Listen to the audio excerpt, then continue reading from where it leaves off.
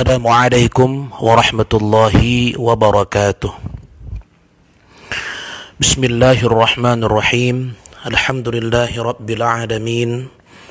Wassalatu wassalamu ala ashrafil anbiya'i wal mursalin wa ala ali baitihi wa ashabihi ajma'in, amma ba'du. Rabbi shrah li sadri wa yassir li amri wahlul 'uqdatam min lisani yafqahu qawli.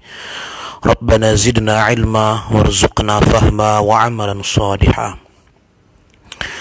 Alhamdulillah, mari sama-sama kita bersyukur kehadirat Allah Subhanahu wa taala. Pada pagi hari ini kita dapat kembali menyambung kajian kita sebagaimana biasanya.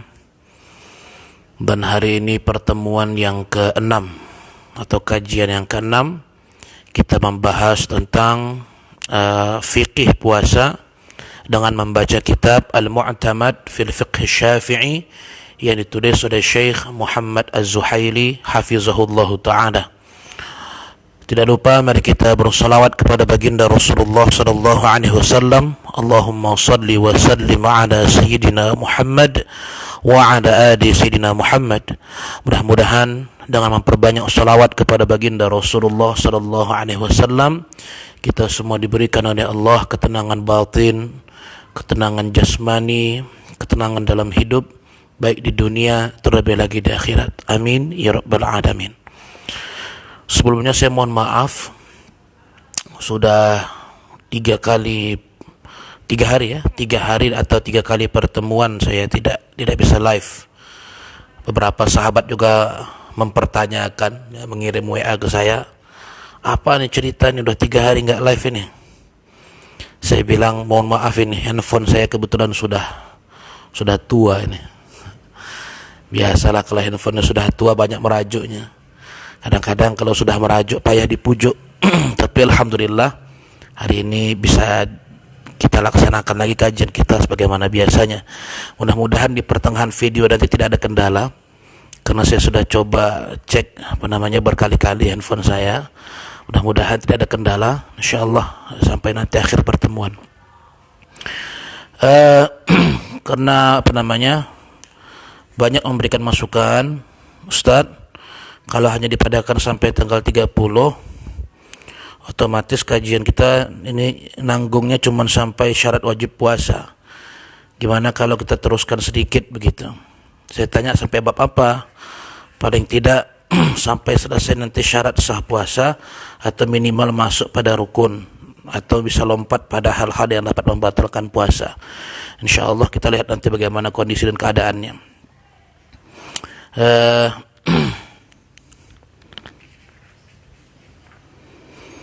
Baik, nanti saya akan lanjutkan, nanti saya akan umumkan nanti di beberapa kesempatan, baik itu lewat WA saya ataupun nanti di akun Facebook saya insyaallah.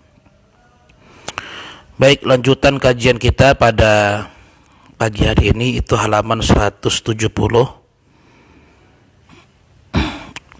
Lanjutan daripada syarat wajib puasa. Pada pertemuan sebelumnya, pada pertemuan kajian kelima, kita sudah membahas bahwa di antara syarat-syarat yang mesti ada pada diri seseorang sehingga dia wajib berpuasa itu ada, yang pertama al-Islam, mesti orang Islam. Yang kedua baligh, yang ketiga berakal. Sekarang kita masuk pada syarat wajib yang keempat dan yang kelima. Mari sama-sama kita baca. Yang punya kitabnya silakan dibuka kitabnya, yang sudah memfotokopi silakan dibuka fotokopiannya. Bagi yang tidak punya kitab dan tidak punya fotokopinya, mari sama-sama kita simak, mudah-mudahan bermanfaat. Bismillahirrahmanirrahim. Qala al-muallif hafizahullah ta'ala, Syekh Muhammad Az-Zuhaili nafa'ana bihi wa bi'ulumihi. Ar-rabi', yakni asy-syartu ar-rabi', syarat yang keempat, an-naqa'u minal haidi awin nifasi. An-naqa' maknanya bersih. Bersih daripada haid dan bersih daripada nifas. Yushtaratu liwujubi siyami 'alal mar'ati at-tuhuru. Disyaratkan bagi wajibnya berpuasa atas seorang perempuan, yaitu dia mesti suci. At-tuhur. Apa makna suci di sini? Wa huwa an-naqa'u 'anil haidi awin nifasi jami'an nahari. Yaitu dia mesti bersih dari haid dan dari keadaan nifas sepanjang siang Ramadan. Nah, jadi ini sudah sering saya ulang-ulang ya. Yang dimaksud dengan siang Ramadan itu adalah min tulu'il fajri ila ghurubi syams. Dimulai sejak terbitnya fajar, maksud fajar di sini fajar shadiq, yaitu ketika masuknya waktu subuh sampai nanti tenggelamnya matahari. Itu disebut namanya naharu Ramadhan, siang Ramadan. Jadi kata-kata siang itu jangan difahami siang ini setelah zuhur, berarti sebelum zuhur belum siang. Tidak. Istilah setelah zuhur atau istilah pada saat masuknya zuhur dalam fikih disebut dengan istilah zawal. Nah, zawal. Adapun nahar Ramadan itu maknanya setelah masuknya waktu subuh sampai masuknya waktu maghrib. Jadi disyaratkan agar seseorang atau agar seorang wanita itu baru dikatakan wajib berpuasa apabila dia suci dari haid dan nifas itu sepanjang siang Ramadan. Walidzalika la yajibu shaumu 'alal haidi wan nufasa'i. Oleh karena itu tidak wajib berpuasa atas wanita dengan keadaan haid dan juga wanita yang sedang nifas. Li'annahu la yasihu minhuma, karena keadaannya tidaklah sah berpuasa dari mereka berdua itu. Jadi bukan hanya tidak wajib, bahkan kalau dikerjakan tidak sah. Nah, ada orang tidak wajib berpuasa, tapi kalau dikerjakan puasanya sah. Contohnya siapa? Anak kecil yang belum baligh, asalkan sudah memayyiz, dia tak wajib puasa, karena sebelum adanya bulugh atau baligh, maka tidak ada orang yang diwajibkan untuk berpuasa. Tetapi kalau ada anak kecil berpuasa, puasanya sah. Orang yang sakit, apabila sakitnya membahayakan kesehatan dirinya, kalau dia berpuasa, dia tidak wajib berpuasa. Tetapi kalau dia berpuasa, puasanya sah. Nah, beda halnya dengan perempuan haid dan perempuan nifas. Perempuan haid dan perempuan nifas itu bukan hanya tidak wajib, bahkan kalau mereka mengerjakan puasa itu, puasanya tidak sah. فَإِذَا طَهُرَتَا وَجَبَ عَلَيْهِمَا الْقَضَاءُ. Nah, nanti ketika mereka sudah suci, tidak haid lagi, tidak nifas lagi, wajib ke atas mereka berdua untuk mengqadha atau mengganti puasanya. Lima rawat Aisyah radhiyallahu anha, sebagaimana riwayat Aisyah radhiyallahu anha, yaitu ummul mukminin, ibunda kaum mukminin, annaha qalat fil haid, bahwasanya baginda Aisyah radhiyallahu anha berkata mengenai haid, kunna nu'maru biqada'is shaumi wa la nu'maru biqada'is sholati. Kami diperintahkan untuk mengqadha puasa, tetapi kami tidak diperintahkan untuk mengqadha salat. Jadi ingat ya hadirin sekalian, perkataan Aisyah ini adalah respon penjelasan terhadap kasus-kasus fikih yang berkaitan dengan perempuan yang haid. Jadi kata Aisyah radhiyallahu anha, perempuan yang haid itu diperintahkan untuk mengganti puasanya, tetapi tidak diperintahkan untuk mengganti sholatnya. Nah, hadis ini karena dia kasusnya khusus, jangan dibawa kepada kasus yang sifatnya tidak ada hubungan dengan ini. Contohnya apa? Ada orang menjadikan riwayat ataupun asar daripada Sayyidah Aisyah radhiyallahu anha ini sebagai dalil tentang tidak wajibnya mengqadha salat bagi orang yang tidak salat karena faktor malas. Itu enggak ada hubungannya. Kenapa demikian? Karena begini, orang yang mengatakan tidak wajib qadha salat bagi orang yang meninggalkan salat karena sengaja, ini hanya diperintahkan untuk bertaubat, katanya begitu. Diperintahkan untuk menggantinya dengan salat-salat sunnah begitu. Padahal kita tahu ya, namanya orang meninggalkan kewajiban ibadah ya memang wajib taubat. Ketika kita mengatakan wajib qadha, bukan berarti dia enggak wajib taubat.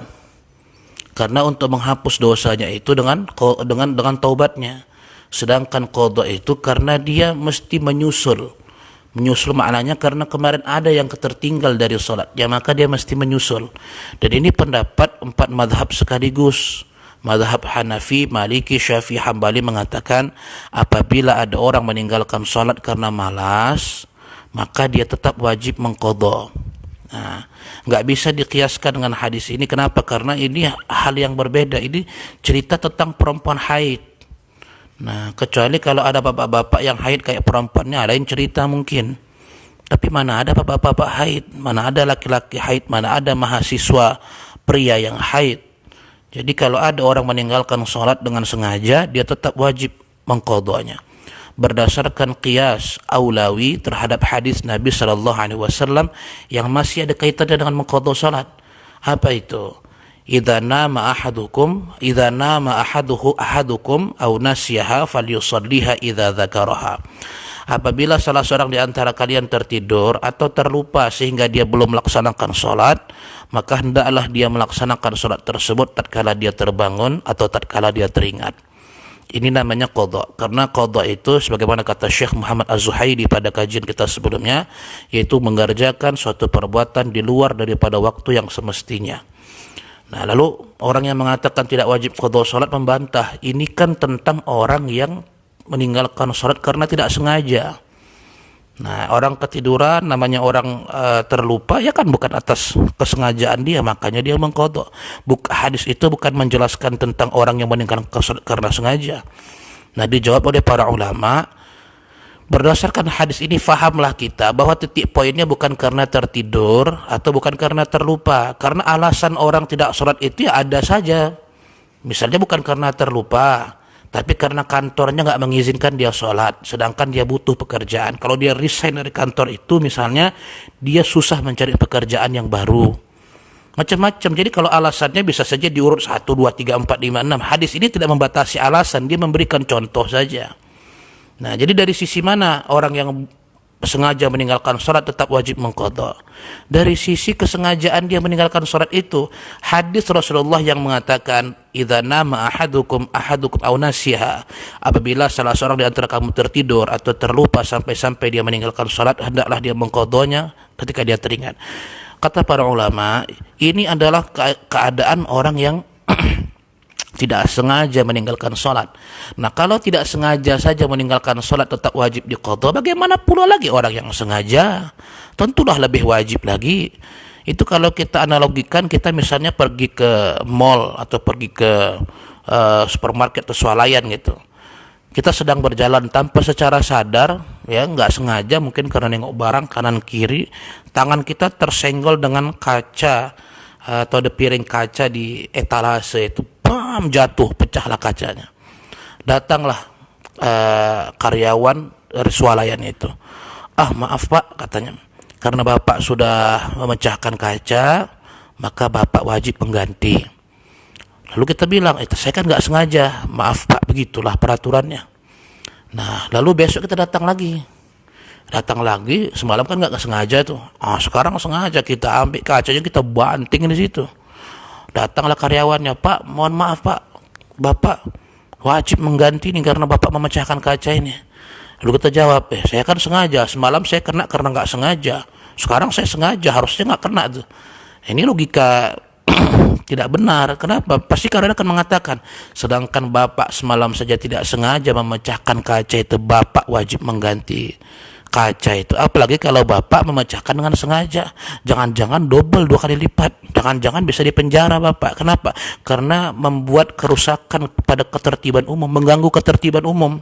Kalau semalam nggak sengaja dimaklumi. Nah, begitulah analoginya pada kasus orang yang meninggalkan sholat. Kalau ada orang meninggalkan sholat karena tidak sengajanya, maka dia wajib mengqadha dan dia tidak berdosa. Kenapa? Karena tidak ada unsur kesengajaan untuk meninggalkan puasa. Nah, orang yang meninggalkan sholat karena sengaja, dia berdosa, bahkan dosanya dosa besar dan hanya bisa dihapus dengan cara bertaubat nasuha. Adapun qadhanya itu karena ada sholat yang tidak dia kerjakan, itu saja. Jadi jangan salah sangka, enak kali kalau misalnya nanti orang yang tidak sholat itu ya karena malas, udah nanti aja bisa diqadha kok. Nggak bisa begitu, bukan begitu cara kita memahaminya. Kalau ada orang sengaja menunda sholat sampai keluar waktu, dia dosa besar. Dan tarikus sholat itu sudah kita bahas pada pertemuan sebelumnya. Orang yang sengaja meninggalkan sholat itu dia dipanggil kepada hakim itu. Kalau dalam negara Islam dia akan akan didorab, akan dipotong lehernya, akan dipenggal kepalanya kalau seandainya dia meninggalkan sholat itu karena malas dan gak mau bertaubat. Ya, tapi dia tetap muslim, dikuburkan di pekuburan kaum muslimin. Beda halnya dengan orang yang tidak mau sholat karena tidak meyakini kewajiban sholat, maka dia ketika dipenggal dia mati dalam keadaan seorang kafir. Nah, ini sebenarnya bukan bahas sholat kita ya, ini kan bahas tentang puasa. Cuman ini riwayat dari Aisyah radhiyallahu anha ini sering dipelintir orang untuk mendukung pemahaman tidak wajibnya mengqadha sholat. Ya. Jadi jumhur 4 mazhab mengatakan wajib mengqadha sholat, dan riwayat ini tidak bisa dijadikan sebagai dalil untuk tidak wajibnya mengqadha sholat bagi orang yang meninggalkan sholat karena sengaja. Kenapa? Karena jelas nih Aisyah radhiyallahu anha bicara masalah perempuan haid. Kecuali ada bapak-bapak yang haid, nah barulah dia boleh pakai riwayat ini. Masalahnya apa ada bapak-bapak yang haid? Kalaupun ada ya itu perlu diragukan ke bapak-bapakannya. Wa qauluha, dan perkataan Aisyah yang berbunyi kunna nu'maru, kami diperintahkan. Siapa yang memerintahkan di sini? Maknahu, artinya kana an-nabiyyu sallallahu alaihi wasallam ya'muruna bidzalik. Adalah Nabi SAW yang memerintahkan kami untuk melakukan hal tersebut. Wa huwa sahibul amri 'indal itlaq, dan Rasulullah itulah sahibul amr, orang yang berhak untuk meletakkan syariat, orang yang berhak untuk memerintahkan dalam urusan syariat ini 'indal itlaq, menurut secara mutlak. Artinya kalau Aisyah radhiyallahu anha mengatakan kunna nu'mar, kami diperintahkan oleh Rasulullah begini dan begitu, itu maksudnya yang memerintahkan itu baginda Rasulullah sallallahu alaihi wasallam secara mutlak. Fawajabal qada'u 'alal haidi bil khabari, maka wajiblah mengqadha puasa bagi perempuan haid berdasarkan khabar ataupun riwayat daripada Aisyah radhiyallahu anha tersebut. Wa yuqasu 'alaiha an-nufasa'u, dan dikiaskan atas khabar tersebut atau riwayat tersebut ke atas perempuan yang nifas. Artinya begini, hadis itu tadi kan bicara tentang perempuan haid. Nah, perempuan nifas ada nggak riwayatnya? Kata Syekh Muhammad Az-Zuhaili, perempuan nifas itu keadaannya dikiaskan kepada perempuan haid. Kenapa demikian? Li'annaha fi ma'naha, karena perempuan yang nifas itu masuk dalam makna perempuan haid, yaitu perempuan yang mohon maaf dari kemaluannya keluar darah. Nah, sehingga dia tidak bisa melaksanakan ibadah secara normal. Qala an-Nawawi rahimahullahu taala, berkata Imam Nawawi rahimahullahu taala, wujubu qada'is shaumi 'ala al-haid wan nufasa'i innama huwa bi amrin mujaddad. Wajibnya mengqadha puasa ke atas perempuan yang haid dan perempuan yang nifas, hal tersebut berdasarkan amr mujaddad, atau yang disebut dalam istilah lain amrun jadid, itu karena ada perintah baru. Walaysa huwa wajiban 'alaiha fi halil haidhi wan nifasi, bukan karena puasa itu sendiri wajib ke atasnya pada saat haid dan nifas. Hadza huwal madhhabu, dan inilah pendapat representatif dari mazhab Syafi'i. Nah, ini apa maksudnya? Apa maksud amrun jadid? Jadi begini, kalau kita katakan perempuan haid dan perempuan nifas itu wajib mengqadha, berarti kan sebenarnya dia wajib puasa pada saat haid dan nifas itu, kan begitu. Ini muncul muncul waham, muncul keraguan-raguan, atau muncul syak, atau bukan keraguan ya, apa istilahnya itu, muncul waham lah, kesalahpahaman. Katanya perempuan haid dan nifas gini, katanya perempuan haid dan nifas itu nggak wajib puasa. Terus kalau nggak wajib puasa, kenapa harus diqadha? Nah, anak kecil tuh yang belum baligh kan nggak wajib puasa tuh. Begitu dia baligh, apakah dia wajib mengqadha puasa yang dia tinggalkan sewaktu dia belum baligh? Kan tidak tuh. Kenapa tidak? Karena dia nggak wajib puasa sewaktu belum baligh. Orang kafir, nah orang kafir itu ketika dia sedang kafir, dia nggak diperintahkan puasa, artinya dalam arti dia nggak dituntut dengan hukuman duniawi kalau dia nggak puasa. Memang di akhirat dia kena hukuman double karena kafirnya dan karena juga tidak melaksanakan furu' syariat, cabang-cabang syariat. Nah, tapi ini kalau ada orang kafir yang masuk Islam, nah, apakah dia wajib untuk mengqadha puasanya yang dia tinggalkan sewaktu kafir? Jawabannya kan tidak. Kenapa tidak? Karena pada saat kafir dia nggak dituntut untuk puasa. Oke. Orang gila tuh, Apakah orang gila wajib puasa? Jawabannya tidak wajib puasa. Nah, kalau ada orang gila sembuh, apakah ketika dia sembuh dia wajib mengqadha seluruh puasa Ramadan yang ditinggal karena sewaktu gila? Jawabannya tidak. Kenapa? Karena dulu sewaktu dia gila, dia nggak diwajibkan puasa. Nah, dengan logika yang sama, dengan alur berpikir yang sama, orang kan bertanya, nah kenapa kasus haid ini kok beda? Perempuan haid, perempuan nifas kan nggak wajib puasa tuh. Nah, lantas ya kenapa dia mesti wajib mengqadha setelah dia berhenti haid dan nifas? Padahal anak kecil nggak wajib puasa, begitu dia baligh nggak wajib mengqadhanya. Orang kafir tidak wajib puasa, begitu dia nanti jadi mu'allaf dia tidak wajib mengqadha puasa yang ditinggalkan sewaktu mu'allaf karena dulu nggak wajib. Orang gila nggak wajib puasa, setelah dia sehat dia tidak wajib mengqadha. Kenapa? Karena dulu tidak wajib puasa. Nah, kenapa dengan alur berpikir yang sama orang yang perempuan yang haid dan perempuan yang nifas itu kenapa kok dia mesti mengqadha? Padahal kan sama-sama nggak wajib puasa itu pada dia pada saat kondisi haid dan nifas. Nah, kata Imam Nawawi, menurut pendapat resmi dalam madhab Syafi'i atau dengan istilah judul buku ini Al-Mu'tamad, pendapat yang mu'tamad dalam madhab Syafi'i, bahwasanya kenapa perempuan yang haid dan nifas wajib mengqadha itu karena ada amr jadid atau ada amr mujaddad. Itu maknanya karena ada perintah baru. Perintah baru di sini begini, kondisi lama dia kan haid. Begitu dia bersih dari haid, begitu dia bersih dari nifas, ini kan perkara baru ya, status baru. Nah, mengenai status barunya ini, ada nggak komentar Rasulullah, ada nggak penetapan dari Rasulullah tentang keadaan barunya ini? Nah, ternyata untuk anak kecil, kasus orang gila, untuk kasus mu'allaf, itu nggak ada penetapan baru dari Rasulullah bahwa mereka harus mengqadha. Nah, beda halnya dengan perempuan haid dan nifas. Memang betul mereka tidak wajib puasa pada saat haid dan mereka nifas. Tetapi begitu mereka suci, mereka dapat status baru yang berubah dari awalnya haid berubah menjadi suci, dari awalnya nifas berubah menjadi suci. Ternyata ada amar mujaddad, ada perintah yang telah diperbaharui atau perintah baru. Apa itu? Itulah riwayat yang kita baca tadi. Kunna nu'maru biqada'is shaumi wa la nu'maru biqada'is shalah. Kata Ibunda Aisyah radhiyallahu anha, kami ini perempuan haid diwajibkan atau diperintahkan oleh Rasulullah untuk mengqadha puasa, tapi enggak diperintahkan untuk mengqadha salat. Nah, jadi seperti itu cara kita menjawab waham ataupun salah faham terhadap kenapa perempuan haid dan perempuan nifas ini wajib mengqadha, padahal mereka kan tidak wajib berpuasa.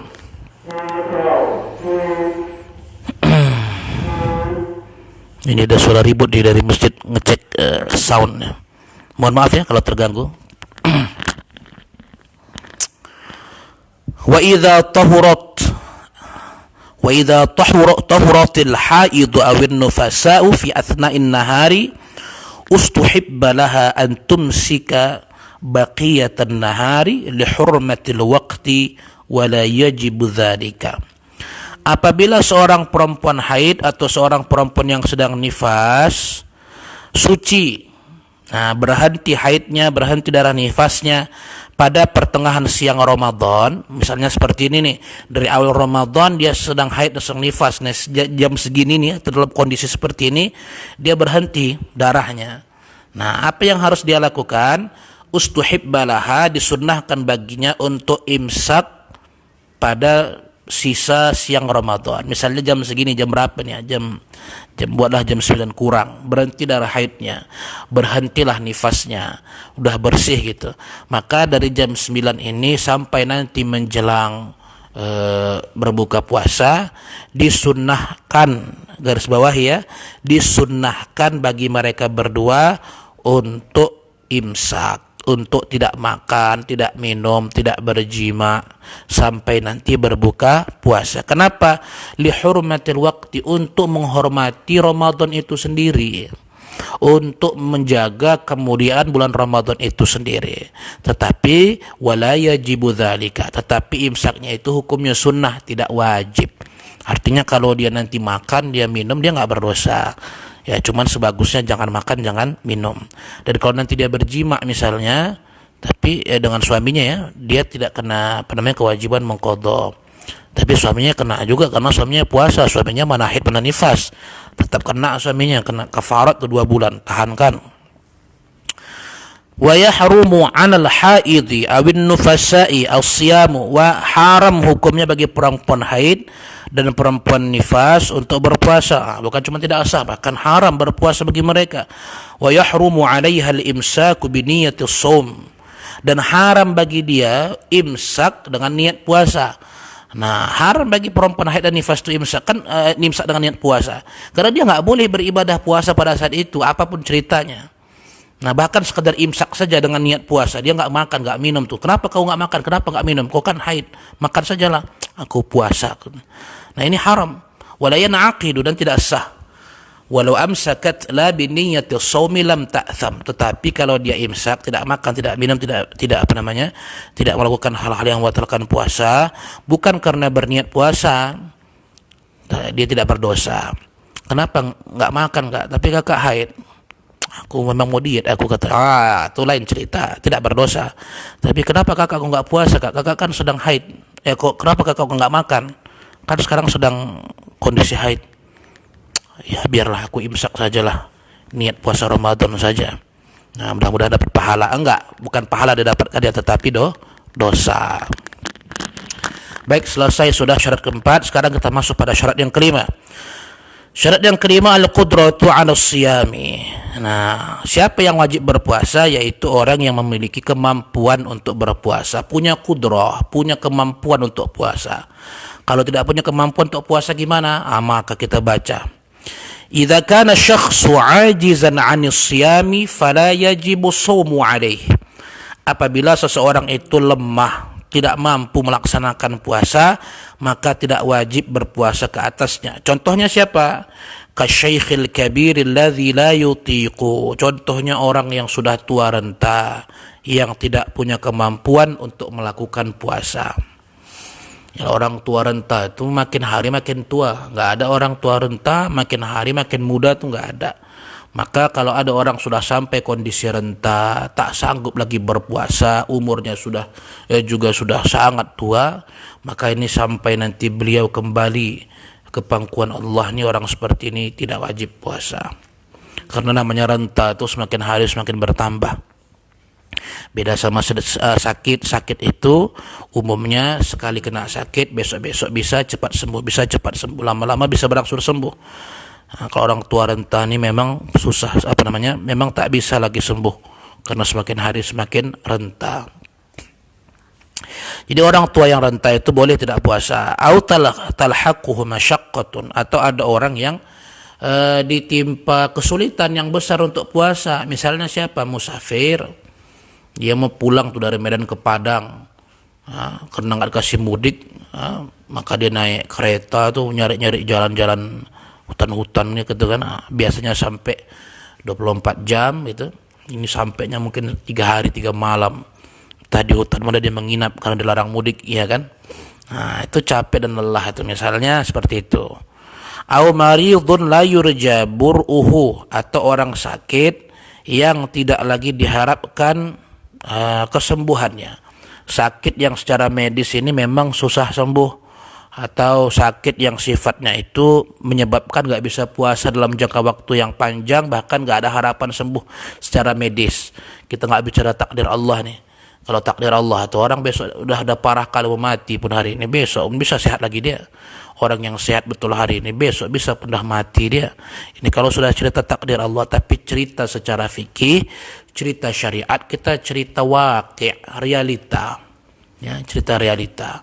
Dalam realitanya secara medis ada orang yang divonis tidak sembuh. Kenapa? Karena berdasarkan adat medis, kebiasaan medis itu kalau sudah seperti ini keadaannya, kasusnya sudah seperti ini, 99% akan meninggal, walaupun ada harapan 1% untuk sembuh. Nah, itu secara medis biasa. Jangan dia katakan, kau dokter nih macam kau pula Tuhan, kau pula ngatur-ngatur kehidupan manusia. Bukan. Dia berbicara berdasarkan fakta realita lapangan, bukan mengatakan pasti mati kau, besok dah lewatnya kau ini. Bukan begitu maksudnya. Itu analisis dan sifatnya iftiradiyah. Iftiradiyah itu maknanya pengandaian. Karena dia sudah kasusnya begini, dia begini. Biasanya kalau begini, dampaknya begini. Dia bicara secara adat medis, bukan bicara takdir. Kalau bicara takdir itu lain bab itu. Nah, orang yang seperti ini tadi, orang tua yang sudah renta, orang yang dihinggapi kesulitan atau sakit yang tidak ada harapan untuk sembuh, ya, tidak wajib bagi mereka berpuasa. Lianna shauma yajibu 'ala man yaqdiru 'alaih. Karena puasa itu hanya wajib bagi orang yang punya kudrah, yang punya kemampuan melaksanakan puasa. Wa tajibul fidyatu 'inda dzalika. Dalam kondisi yang disebutkan tadi, yaitu orang tua yang sudah renta atau orang tua yang sudah renta atau orang yang sakit yang tidak punya harapan sembuh. Nah, mereka ini wajib untuk membayar fidyah. Nah, untuk menghilangkan waham, masyaqqah yang saya bilang tadi, kesulitan yang ditanggung tadi, contohnya bukan musafir tadi itu ya, karena itu nanti bab di mana dia wajib mengqadha. Contoh yang bisa kita fahami, misalnya ibu hamil dan ibu menyusui yang tidak berpuasa dikarenakan khawatir terhadap kondisi kesehatan janin yang dikandungnya atau anak yang disusuinya. Nah, badannya kuat, badannya sehat, dia nggak takut dia sakit, tapi dia khawatir anaknya sakit, maka orang yang seperti ini nanti dia wajib qadha sekaligus bayar fidyah. Sedangkan kakek-kakek yang sudah renta, nenek-nenek yang sudah renta, dan orang yang sakit yang tidak ada harapan sembuh penyakitnya, maka orang seperti ini dia tidak wajib berpuasa, cukup bayar fidyah, tidak perlu mengqadha. Kenapa demikian? Ya namanya orang tua renta tuh makin hari makin renta. Kalau sekarang dia nggak bisa puasa, apalagi besok lusa, maka tidak ada kewajiban qadha bagi dia, dia hanya wajib membayar fidyah. Begitu juga orang yang tak punya harapan sembuh secara medis. Kalau sekarang saja dia nggak bisa puasa, apalagi lah besok lusa, maka dia tak diwajibkan qadha, cukup membayar fidyah saja. Liqaulihi ta'ala, berdasarkan firman Allah Subhanahu wa ta'ala, wa 'alal ladzina yutiqunahu fidyatun ta'amu miskin, dan ke atas orang yang berat untuk melaksanakan puasa itu cukup membayar fidyah dengan memberikan makan orang-orang miskin. Wa qauluhu ta'ala, dan juga firman Allah Subhanahu wa ta'ala, wa ma ja'ala 'alaikum fid din min haraj, tiadalah Allah menjadikan dalam agama ini kesulitan bagi kalian. Surah Al-Hajj ayat 78. Wa qala Ibnu Abbas radhiyallahu anhuma, berkata Abdullah Ibnu Abbas radhiyallahu anhuma, asy-syaikhul kabiru yut'imu an kulli yawmin miskinan. Seorang tua yang sudah renta, dia tidak puasa dan dia wajib memberikan makan berupa fidyah kepada orang miskin setiap hari yang dia tinggalkan. Wa qala Abu Hurairah radhiyallahu anhu, berkata Abu Hurairah radhiyallahu anhu, man adrakahu al-kibaru falam yastati' shauma ramadhana fa alaihi likulli yawmin muddun min qamah. Siapa yang mendapati kibar, kerentaan pada dirinya, yaitu orang tua, sehingga dia tidak mampu melaksanakan puasa Ramadan, maka wajib ke atasnya setiap hari yang tidak dia puasakan min qamah, untuk memberikan gandum kepada orang miskin. Maksudnya bayar fidyah lah. Wa qala Ibnu Umar radhiyallahu anhuma, berkata Abdullah Ibnu Umar radhiyallahu anhuma, idza du'afta 'ani shaumi at'im 'an kulli yawmin muddan. Kalau engkau tak sanggup untuk berpuasa, maka berikan makan kepada fakir miskin. Maksud makan di sini berikan fidyah kepada fakir miskin setiap satu hari satu mud dari makanan pokok. Satu mud lah. Nah, satu mud itu seperempat dari sa'. Kalau sa' itu takaran zakat fitrah, maka mud itu takaran untuk fidyah. Satu fidyah itu sebanding dengan seperempat zakat fitrah. Jadi kalau zakat fitrah itu kita hitung pakai kilogram sebagaimana kebiasaan orang kita, maka 2,7 kilogram dibagilah kepada 4. Supaya mudah ngitungnya, kita hitung saja 2,8. 2,8 bagi 4 berapa? 7 on, ya, 7 on. Maka satu mud itu setara dengan 7 on makanan pokok. Jadi kalau 1 bulan dia nggak puasa, misalnya kita genapkan saja Ramadan itu 30 hari misalnya, maka 30 hari dia nggak puasa. Berapa fidyah yang harus dia bayar? Maka 1 hari 7 on kalikan 30 hari. Berarti 7 kali 30, 210 on. Berarti totalnya 21 kilo beras. Nah, itu kirimkan 21 kilo beras kepada orang fakir miskin. Nah, kenapa? Karena ini ada orang tua renta yang tidak sanggup lagi berpuasa. Baik. Inilah kalau ngaji bulan Ramadan tak bisa minum.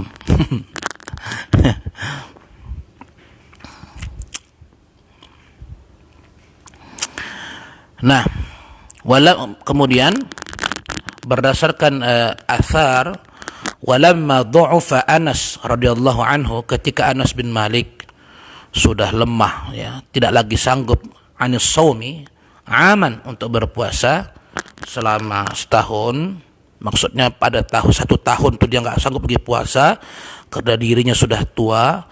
Qabla wafati, setahun sebelum wafat, aman qabla wafati, setahun sebelum dia meninggal, dia wafat. Aftara, dia tidak berpuasa. Wa at'ama, tapi dia membayar fidyah. Ini semua riwayatnya athar nih. Riwayat Imam Bukhari ada, riwayat Imam Al-Baihaqi ada, riwayat Imam Darqutni ada. Saling kuat menguatkan semua riwayatnya.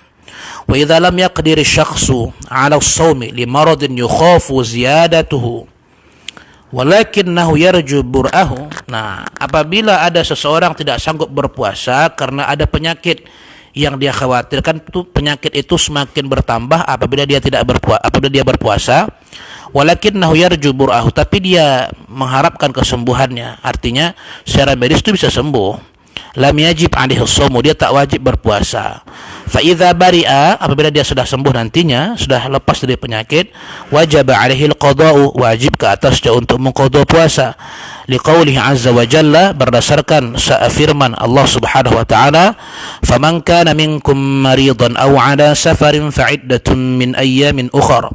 Siapa di antara kalian yang sakit atau sedang musafir, maka wajib mengganti pada hari-hari yang lain di luar bulan Ramadan. Surah Al-Baqarah ayat 184. Wa yakfil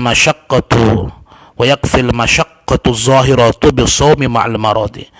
Ya, cukup adanya masyaqqah yang zahir, kesulitan yang nampak jelas jika berpuasa bersamaan dengan sakitnya itu.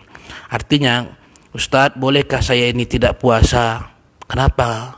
Saya sakit. Rupanya kalau puasa kenapa? Ya nggak apa-apa sih Ustadz, cuman lihatlah saya jalan pun dah payah. Kalau saya nggak makan obat, badan saya lemes, tergeletak di tempat tidur misalnya. Untuk ke kamar mandi saja buang air kecil payah. Nah, kalau sudah ada masyaqqah yang zahir, yang nampak di sini, nampak jelas di kamar mandi pun payah. Kenapa? Karena dia makan, dia tidak makan nasi, dia tidak makan obat. Badannya itu misalnya, ya susah lah membawanya, nampak jelas begitu. Maka sudah boleh dia itu berbuka. Wala yushtaratu ayantahiya ila halati la yumkinuhu fiha shaum. Tidak disyaratkan bahwa dia mesti sampai pada keadaan puncak di mana tidak memungkinkan baginya puasa. Nah, enggak mesti seperti itu, enggak mesti kawan sudah tergeletak situ, sudah macam mau mati baru boleh dia berbuka. Tidak, nampak saja sulit dia melaksanakan kegiatannya, betul-betul sulit sekali nampak. Bukan sulit sedikit, dia itu biasa. Ini sulitlah bagi dia melakukan hal-hal yang biasa dia lakukan karena sakitnya itu sudah boleh. Nah, sudah boleh. Wa yakfi li ibahatil fitri ayalhiqahu masyaqqatun yashukku ihtimaluha. Dan cukup bagi orang tersebut boleh berbuka puasa apabila dia ditimpa kesulitan yang memang secara umum susah untuk menanggung kesulitan itu. Wa ammal maradul yasiru, adapun sakit yang sedikit saja, alladzi la yalhaquhu bihi masyaqqatun zahiratun, yang mana tidak menimpa orangnya itu dengan masyaqqah, kesulitan yang nampak, yang zahir, fala yajuzu lahul fitru, maka tidak boleh bagi dia itu berbuka di siang Ramadan. Nah, wa idza asbaha shaiman, apabila seseorang itu bangun atau pada pagi hari dia berpuasa, wa huwa sahihun, dan badannya sehat, thumma marida jaza lahul fitr, kemudian di pertengahan puasanya itu dia sakit, maka boleh bagi dia itu untuk berbuka. Li'annahu ubiha lahul fitru liddarurati, karena dibolehkan bagi dia itu tidak berpuasa karena ada kondisi darurat. Wad-daruratu mawjudatun fajaza lahul fitr, sedangkan kondisi daruratnya itu ada pada diri orang itu, maka boleh bagi dia untuk tidak berpuasa. Baik jamaah sekalian, para adik-adik yang ikut belajar mengkaji dan para sahabat sekalian ya. Alhamdulillah, itulah dulu kajian kita pada pagi hari ini, insyaallah. Mudah-mudahan handphone saya juga nggak ada kendala. Mudah-mudahan besok juga kita sehat walafiat dan sampai seterusnya, sehingga kita dapat terus mengkaji kajian yang penting ini. Baik, ini saya lihat ada sudah pertanyaan yang masuk ya. Ini pertanyaan yang masuk sebelum kajian. Tadi pagi ada yang mengirim pertanyaan. Karena kalau sewaktu live ini sahabat sekalian mengirim pertanyaan, itu masuknya ke handphone yang saya pakai pada saat live ini, jadi nggak terbaca. Ini sudah saya pindahkan pertanyaannya ke handphone yang satu. Ada 2 pertanyaan ini. Tapi sebelum saya baca, saya ya sedikit promosi lah. Alhamdulillah, buku saya yang berjudul 33 pertanyaan populer seputar puasa Ramadan telah selesai. Bagi siapa yang ingin memesan, boleh nanti langsung di Facebook atau di nomor yang telah saya tuliskan atau tertera di status Facebook saya sebelumnya. Silakan nanti dicek. InsyaAllah bukunya sudah selesai ini dan akan mulai pengiriman esok hari bagi yang membelinya kepada saya sebelumnya. Nah, tapi karena masa pre-order sudah selesai, sekarang harga bukunya balik ke harga normal, bukan naik ya, tapi balik ke harga normal 45.000. Nah, jadi silakan bagi nanti teman-teman yang mau membelinya, silakan dihubungi nomor yang telah saya terakan di status-status sebelumnya. Baik, mari kita dengarkan pertanyaan yang ada. Satu pertanyaan voice note, satu lagi pertanyaannya berbentuk tulisan. Saya buka dulu, bismillah. Assalamualaikum warahmatullahi wabarakatuh. Waalaikumsalam warahmatullahi wabarakatuh. Mudah-mudahan Ustaz Muhyiddin keluarga dalam keadaan sehat walafiat. Ingin bertanya Ustaz, apakah bisa orang yang tidak berpuasa karena hamil atau karena menyusui itu hanya membayar fidyah saja tanpa mengqadha? Karena kalau kita lihat dalam pandangan 4 mazhab, tidak ada satupun pendapat yang mengatakan bahwasannya membayar fidyah saja. Beberapa jam yang lalu saya ada membaca 2 tulisan yang saling kontroversi. Yang pertama mengatakan bahwasannya bisa orang atau ibu hamil atau menyusui tidak berpuasa itu hanya dengan membayar fidyah saja, tidak perlu mengqadhanya. Itu beliau mengambil pendapat Ibnu Umar, Ibnu Abbas, Ibnu Zubair dan Syekh Yusuf Al-Qardawi. Di sisi lain saya membaca satu tulisan. Beliau adalah salah satu pengajar di Rumah Fikih Indonesia yang dipimpin oleh Ustaz Ahmad Sarwar LCMA. Kata beliau, tidak ada pendapat yang mengatakan bahwasannya ibu hamil dan ibu menyusui itu membayar fidyah saja, baik itu dari pandangan ulama seperti Ibnu Abbas dan Ibnu Umar. Jadi tulisan ini saling kontroversi.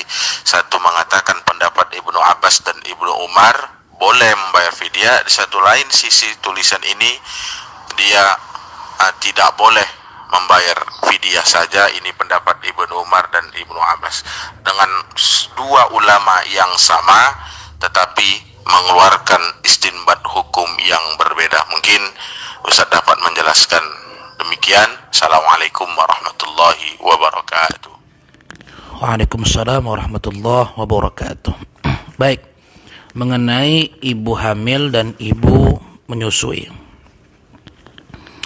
Sebentar kita cek langsung ke sini. Tapi sambil saya mengecek ini ya. Pertama, mengenai, jadi begini bagi yang mungkin belum jelas pertanyaannya. Pertanyaan beliau itu maksudnya begini. Ibu hamil dan ibu menyusui itu kan boleh tuh tidak berpuasa. Ada pendapat yang mengatakan dia cukup bayar fidyah saja, tidak wajib mengqadha sebagaimana yang saya sebutkan tadi. Tetapi beliau jumpa juga artikel katanya tidak ada ulama yang mengatakan boleh fidyah saja, Tetapi yang ada itu adalah wajib mengqadha. Ada fidyah nanti, ada rincian-rincian tertentu. Baik, kita akan lihat. Jadi mengenai ibu hamil, ibu menyusui ini sepakat para ulama, mereka itu diberikan keringanan untuk tidak berpuasa apabila mereka tidak sanggup fisiknya ataupun apabila mereka khawatir terhadap kondisi kesehatan anaknya. Itu nggak ada khilaf di situ. Yang jadi khilaf, yang jadi perbedaan pendapat itu adalah nanti mereka setelah sehat nanti, atau setelah anaknya udah nggak nyusu lagi, atau anaknya sudah kelahir ya, maka gimana nih? Apakah mereka wajib juga mengqadha atau cukup bayar fidyah saja? Jadi sepakat 4 madhab, madhab Hanafi, Maliki, Syafi'i, dan Hambali, bahwasanya ibu hamil atau ibu menyusui yang tidak berpuasa apapun sebabnya, baik karena dia khawatir dengan kondisi dirinya, badannya yang nggak sanggup, atau dia khawatir terhadap kondisinya sekaligus kondisi janin ataupun anak yang dia susui, atau dia hanya mengkhawatirkan kondisi anaknya saja sedangkan dia tidak khawatir pada dirinya sendiri, sepakat 4 madhab, jumhur dan mayoritas para ulama, bahwasanya mereka ibu hamil dan ibu menyusui ini wajib mengqadha. Mereka hanya berbeda pendapat siapa nanti yang wajib bayar fidyah, itu saja. Qadhanya nggak ada beda pendapat. Seluruh ulama sepakat bahwasanya mereka wajib mengqadha. Makanya kalau ada yang mengatakan perempuan hamil, perempuan menyusui itu nggak usah qadha, bayar fidyah saja. Ini pendapat ini sebenarnya bukan hanya menabrak rambu madhab Syafi'i, tapi 4 madhab sekaligus yang ditabrak, dan jelas ini merupakan pendapat yang tidak masyhur ya di dalam kajian fikih manapun, bukan cuma fikih mazhab Syafi'i, tapi fikih 4 mazhab. Tapi Ustadz katanya Ibnu Abbas, sahabat Nabi, punya pendapat bahwasanya ibu hamil itu cukup bayar fidyah saja, tidak perlu mengqadha. Benarkah ada pendapat itu? Nah, sekarang baik, mari kita baca riwayat dari Ibnu Abbas. Apa bunyinya? Itu ada pada halaman 199, bisa nanti teman-teman cek langsung di bukunya, dalam jilid yang sama, dalam kitab Al-Mu'tamad fil Fiqh Syafi'i karya Syekh Muhammad Az-Zuhaili. Perkataan Ibnu Abbas itu diriwayatkan oleh para ulama ketika beliau menafsirkan firman Allah surah Al-Baqarah 184 yang ayatnya wa 'alal ladzina yutiqunahu fidyatun tu'amu miskin. Ke atas orang yang sulit untuk melaksanakan puasa atau tak sanggup melaksanakan puasa, maka mereka cukup membayar fidyah ke atas orang-orang miskin. Nah, apa kata Ibnu Abbas tentang ayat ini? Kanat rukhsatan lisyaikhil kabiri wal mar'atil kabirati. Awalnya ayat ini menjadi rukhsah, menjadi keringanan bagi syekh kabir, orang tua yang renta, dan ibu-ibu perempuan yang renta ataupun laki-laki yang sudah renta. Wa huma yutiqani shauma, dan mereka tak sanggup lagi berpuasa. Ayyuftira wa yut'ima kulla yawmin miskinan, tapi hendaklah kepada mereka untuk membayar fidyah, memberikan makan setiap hari ke atas orang miskin. Baik, itu awalnya ya. Nah, awalnya dia jadi rukhsah kepada orang tua, kemudian ya orang yang sudah renta lah. Sedangkan al-hubla wal murdi', ibu hamil dan ibu yang menyusui, idza khafata ya'ni ala auladihima, jika mereka khawatir terhadap anak mereka, aftarata wa at'amata, mereka berdua itu boleh tidak berpuasa tetapi wajib untuk it'am, yaitu membayar fidyah. Nah, jadi asar ini atau pendapat Ibnu Abbas ini diriwayatkan oleh Imam Abu Daud dengan sanad yang hasan. Ya. Jadi apakah ada pandangan Ibnu Abbas dan juga nanti Ibnu Umar juga punya pandangan bahwasanya ibu hamil, ibu menyusui membayar fidyah? Apakah ini berarti perempuan yang hamil dan menyusui itu tidak wajib qadha? Menurut 4 mazhab tidak. Jadi 4 mazhab, Imam Abu Hanifah dan pengikutnya yang jumlahnya ratusan ribu, Imam itu ulamanya tapi pengikutnya ada jutaan. Pendapat Imam Malik dan para ulama Malikiyah yang jumlahnya ratusan ribu dan pengikutnya ada jutaan. Pendapat Imam Syafi'i dan para pengikutnya serta para ulama Syafi'iyah dan pokoknya jutaan ulama dari 4 madhab, dari kalangan madhab Hanafi, Maliki, Syafi'i, Hambali, tidak ada satu pun yang memahami perkataan Ibnu Abbas dan Ibnu Umar itu sebagai penafian atas qada. Enggak begitu cara memahaminya.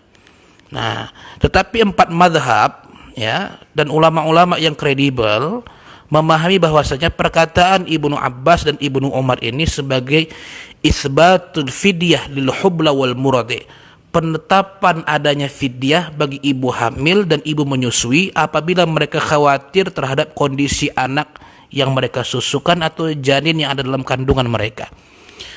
Jadi perkataan Ibnu Abbas ini benar adanya, perkataan Ibnu Umar itu benar adanya, ibu hamil dan ibu menyusui itu wajib bayar fidyah, tapi itu bukan untuk menafikan qada. Qadanya tetap, begitu difahami para ulama. Jadi yang difahami dari perkataan Ibnu Abbas itu oleh para ulama yaitu adanya tambahan, selain mereka tetap wajib mengqada, mereka juga wajib membayar fidyah. Dan ini dikuatkan oleh pandangan Imam Syafi'i sendiri dan pandangan Imam Malik. Kenapa demikian? Kalau ada orang mengatakan ini pendapat Ibnu Abbas katanya, kita jangan lupa Imam Syafi'i itu adalah perawi mazhab fikihnya Ibnu Abbas. Dalam banyak pandangan Ibnu Abbas itu dipakai oleh Imam Syafi'i dan diriwayatkan oleh beliau. Kenapa demikian? Karena secara genealogis, secara sanad, Imam Syafi'i itu adalah murid daripada murid-muridnya Ibnu Abbas. Imam Syafi'i, ilmu fikihnya diantaranya beliau mengambil atau belajar kepada Al-Imam Muslim bin Khalid Az-Zanji. Imam Muslim bin Khalid Az-Zanji itu belajar kepada Imam Muhammad ibnu Juraij, seorang tabi'in. Imam Muhammad ibnu Juraij belajar kepada Atha bin Rabah. Atha bin Rabah belajar kepada Abdullah ibnu Abbas radhiyallahu anhu. Jadi Imam Syafi'i itu ya ilmu fikihnya ngambil dari Ibnu Abbas. Yang paling paham dengan pendapat Ibnu Abbas itu ya Imam Syafi'i. Kenapa? Karena ngambil ilmunya langsung nyampe sanadnya kepada Ibnu Abbas. Mana mungkin kita yang lebih faham pendapat Ibnu Abbas dibandingkan Imam Syafi'i. Begitu juga Imam Malik. Imam Malik itu termasuk orang yang paling faham fikihnya Ibnu Umar atau Abdullah ibnu Umar yang diklaim mengatakan tidak ada qada, wajib bayar fidyah saja. Imam Malik bin Anas radhiyallahu anhu, muassis satu pendirinya mazhab Maliki. Beliau itu belajar kepada banyak guru. Di antara guru beliau itu adalah Maula Ibnu Umar. Maula Ibnu Umar itu adalah mantan budaknya Ibnu Umar radhiyallahu anhu. Maula Ibnu Umar itu berguru kepada Abdullah Ibnu Umar radhiyallahu anhu. Jadi Imam Malik itulah orang yang paling tahu perkataan Ibnu Umar, dan Imam Malik tidak mengatakan tidak ada fidyah, tidak ada qada bagi orang hamil dan menyusui. Dia mengatakan ada qada tapi kena tambahan fidyah. Jadi perkataan Abdullah ibnu Abbas dan Abdullah ibnu Umar ini difahami oleh para ulama isbatul fidyah 'alal hubla wal murdi, adanya penetapan tambahan berupa fidyah ke atas ibu hamil dan ibu menyusui, bukan menafikan qada yang telah disepakati oleh mayoritas para ulama. Nah, itu. Jadi apakah mana pandangan yang benar? Saya rasa pandangan atau tulisan yang ditulis oleh salah seorang penulis di Rumah Fikih Indonesia di bawah asuhan Ahmad Sarwat itu lebih tepat. Ya, lebih tepat karena kita tak menemukan riwayat adanya ulama 4 mazhab ini mengatakan Ibnu Umar, Ibnu Abbas menafikan qada, cukup fidyah saja bagi ibu hamil menyusui. Enggak ada yang seperti itu. Padahal mereka yang paling paham dan sanad keilmuan mereka bersambung kepada Ibnu Abbas dan Ibnu Umar. Nah, itu pertanyaan yang pertama. Pertanyaan yang kedua, Assalamualaikum Ustaz. Waalaikumsalam. Saya akhwat. Nggak mungkin kamu akhwat, kamu ukhti. Karena akhwat itu jamak. Canda, ini canda. Nggak pede pakai VN. Oh, saya nggak pede pakai voice note. Jadi pakai tulisan saja. Mohon jawabannya ya Ustaz. Nah, bolehlah. Ayah saya sudah meninggal setahun yang lalu. Ya, ini kalau nulis ini jangan singkat-singkat sekali, siapa payah bacanya ini. Ayah saya sudah meninggal setahun yang lalu. Sebelum meninggal dia sempat sakit dan tidak puasa selama sebulan penuh. 2 bulan setelah hari raya, ayah pun meninggal. Pertanyaannya, apakah puasa ayah saya mesti digantikan oleh saya? Jika saya sendiri sulit menggantinya karena saya cuma anak tunggal, apakah boleh agar diganti dengan fidyah saja? Mengenai orang yang sakit sehingga tidak berpuasa, lalu setelah selesai bulan Ramadan dia meninggal sebelum sempat mengqadha puasa yang dia tinggalkan sewaktu sakit. Nah, ini ada apakah wajib diganti, apakah harus diganti atau boleh bayar fidyah saja. Nah, pertama harus kita fahami, dan itu ada saya jelaskan dalam buku ini, bisa dilihat bagi yang sudah punya. Orang yang meninggal, orang yang tidak sempat mengqadha puasanya akibat sakit atau akibat hal-hal tertentu yang menyebabkan dia boleh tidak berpuasa pada bulan Ramadan. Apabila dia meninggal karena uzurnya terus berlanjut, artinya setelah selesai Ramadan dia masih sakit, tak punya kesempatan untuk mengqadha puasanya, lalu dia meninggal, maka yang seperti ini tidak wajib digantikan puasanya dan tidak wajib dibayarkan fidyahnya. Nah, kenapa demikian? Karena dia tidak mengqadha karena adanya uzur syar'i, uzur yang memang diperbolehkan oleh syariat, dimaafkan oleh syariat. Jadi dalam kasus yang seperti yang Anda tanyakan ini, ya nggak usah digantikan dan nggak usah dibayarkan fidyahnya. Kenapa? Karena memang uzurnya terus berlanjut sampai dia meninggal. Nah, adapun yang kedua, kalau ada orang dia sakit sehingga dia tidak berpuasa, lalu setelah keluar dari bulan Ramadan dia sembuh, sehat fisiknya, tapi ditunda-tundanya puasanya, nggak digantinya, entah macam mana, tiba-tiba meninggal. Nah, apabila orang seperti ini meninggal sedangkan dia punya tanggungan puasa yang belum dia ganti, padahal dia punya waktu dan punya kesempatan untuk mengerjakannya, maka orang seperti ini wajib digantikan puasanya oleh ahli keluarganya, baik itu ahli waris ataupun kerabat, boleh-boleh saja, bahkan orang lain pun boleh. Nah, orang lain juga boleh, tetapi sebaiknya ada izin daripada keluarga sehingga mereka tahu ternyata puasa ayah mereka sudah ada yang menggantikannya. Nah, jadi yang seperti ini, yaitu orang yang sudah sempat punya kemampuan mengqadha tapi menunda-nunda qadha lalu meninggal. Nah, ini yang wajib digantikan puasanya. Nah, boleh dengan dua cara. Pertama, caranya menggantikan puasa. Man shoma, gimana riwayatnya? Man mata wa alihi siyamun fasoma anhu waliyuh. Siapa yang meninggal dan dia punya tanggungan puasa, maka kata Rasulullah sallallahu alaihi wasallam, maka hendaklah dipuasakan oleh kerabatnya. Nah, juga yang kedua boleh dengan cara dikeluarkan fidyahnya. Nah, jadi terserahlah pilih. Walaupun kata para ulama, ya, yang afdal itu ialah dengan cara mempuasakannya. Nah, tanpa mengeluarkan fidyahnya. Tapi sih boleh pilih mana yang lebih praktis. Kalau rasanya, kalau memang mungkin keluarganya yang ditinggalkannya itu kurang berada, ya bagus diqadha sajalah. Karena apa? Karena bayar fidyah itu kan ya bisa untuk makan mereka sendiri gitu loh. Ngapain ngasih orang makan untuk keluarga sendiri, itu lebih penting. Maka diqadha saja puasa orang yang sudah meninggal itu. Tetapi kalau keluarganya termasuk dari kalangan yang mungkin agak berada, kalau daripada nanti merepotkan keluarga karena menggantikan puasa si ayah, boleh saja sih mereka bayar fidyah. Walaupun kata para ulama, di antaranya Syekh Mustafa Dibul Bugha dalam kitabnya Al-Fiqhul Manhaji, beliau mengatakan yang lebih bagus daripada kedua hal tersebut ialah dengan cara menggantikan puasa orang yang meninggal tersebut. Jadi dalam kasus yang saudari tanyakan, yang ukhti tanyakan dalam pertanyaan ini, itu tidak wajib diqadha dan tak wajib membayar fidyah. Jadi cukup doakan saja, mudah-mudahan amal ibadah beliau diterima oleh Allah Subhanahu wa taala. Baik, sekianlah kajian kita pada pagi hari ini, mudah-mudahan bermanfaat insyaallah. Ya, mari kita sama-sama berdoa agar kita senantiasa diberikan kesehatan oleh Allah, keluarga kita juga dan seluruh kaum muslimin baik di Indonesia maupun di luar sana diberikan kesehatan oleh Allah Subhanahu wa taala. Dan jangan lupa, saya lagi-lagi mengajak kepada jamaah sekalian, jangan lupa di setiap doa kita, di setiap munajat kita, mari sama-sama kita panjatkan doa kepada Allah Subhanahu wa taala agar kiranya Allah segera mengangkat segala wabah, penyakit, musibah ini, agar kita dapat kembali beraktivitas sebagaimana biasanya, melaksanakan ibadah sebagaimana biasanya. Itu yang dapat saya sampaikan, dan jangan lupa jika ada yang berminat untuk mengkonsumsi tulisan saya ini, ya, atau sambil ngisi waktu luang Ramadan ingin membaca,